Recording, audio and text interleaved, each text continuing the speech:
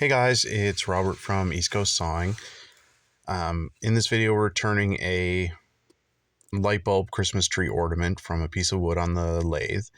It's a 12 by 36 Busy Bee tool lathe. Recent purchase for me. So I'm using the 3/4 rough gouge to roughly get my stock cut down to the diameter I want, or to round, and then I use the parting tool and the calipers to cut to round to the exact diameter I want.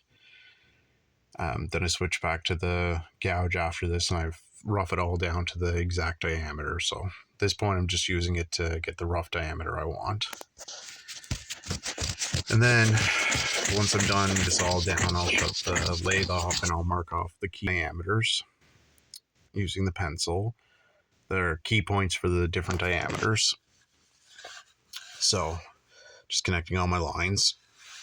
And then I use a 1/2-inch gouge to round off the tip. I'm using a scroll chuck so that I can finish the tip right from the get-go. You can turn this between centers, but chuck does work better.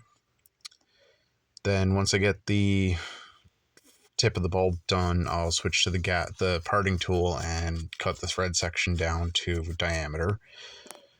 I have a different caliper set to a different thickness for this point, so I can just mark it and not have to change settings on my other caliper.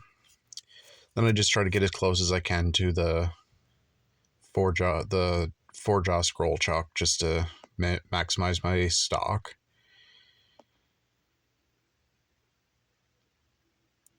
So then I switch back to the 1/2-inch gouge to round over the transition to the socket section.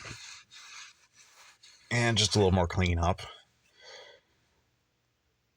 And then I switch to sanding.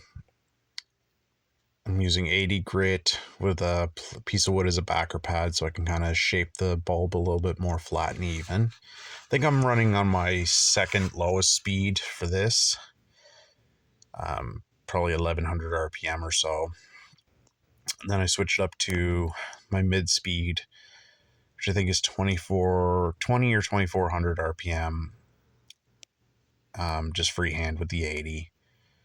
And then I'll switch it up to the second highest when I switch over to the 150. I'm still using a backer pad, now doing a bit of freehand sanding.